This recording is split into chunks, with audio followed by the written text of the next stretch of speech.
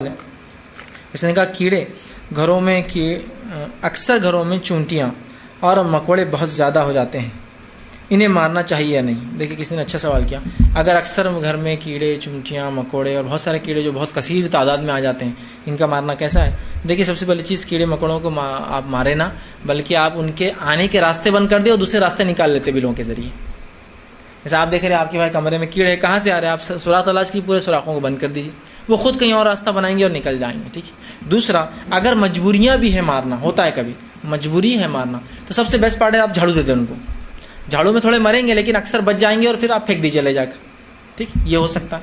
اس کے بعد بھی لیکن اگر مجبوری ہے تو آپ مجبوراً مار سکتے ہیں، لیکن ظاہر سی بات ہے آپ اللہ سے توبہ ضرور کر لیں اس معاملے میں، اس لیے کہ وہ بھی اللہ کی مخلوق ہے، لیکن ان کو مارنا آپ کی مجبوری تھی. لیکن مارنے میں اس بات کا ہمیشہ خیال رکھیے کہ اس پہ بھی ظلم نہ ہو.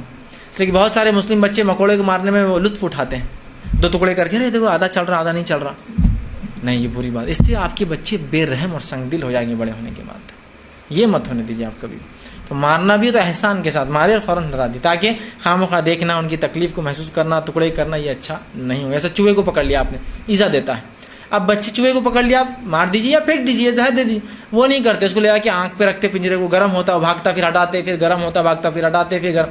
یہ تو ایزا دینے میں، اس سے بچے سنگ دل ہو جائیں گے، اور جب بڑے ہوں گے نا تو آپ کی تکلیف بھی ان کو ایسی لگے گی. ٹھیک ہے، تو وہ مت ہونے دیجیے. دوسرا، کسی بھی جانور کیڑے مکوڑوں کو اگر تکلیف دے رہی ہے ہٹانا ہے، ان کو آپ جلا نہیں سکتے. صحیح مسلم کی روایت ہے، آپ صلی اللہ علیہ وسلم نے فرمایا کہ ایک نبی تھے، وہ اپنے صحابہ کے ساتھ ایک جھاڑ کے نیچے آرام کر رہے تھے، کچھ چونٹیاں نکلی اور کاٹنے لگی، تو اس نبی نے کہا انہیں جلا دو. اللہ نے وہی بھیجی اور کہا انہیں آگ سے مت جلاؤ، اور اس نبی نے اپنا ہاتھ روک دیا. اسی طرح دوسری بات میں فرمایا آگ کا عذاب صرف آگ کا مالک دے سکتا ہے. تو اب آگ سے کسی جانور کو نہیں. بہت سے لوگ پیپر جلاتے اور چوٹیوں پہ ایسا پھیر دیتے، نہیں، آگ کے عذاب کسی جانور کو آپ نہیں دیں، اس لیے کہ آپ نے فرمایا آگ کا عذاب صرف آگ کا رب دے سکتا ہے، اللہ دے سکتا ہے. تو آگ سے جلا کر مارنا شریعتاً جائز نہیں ہے.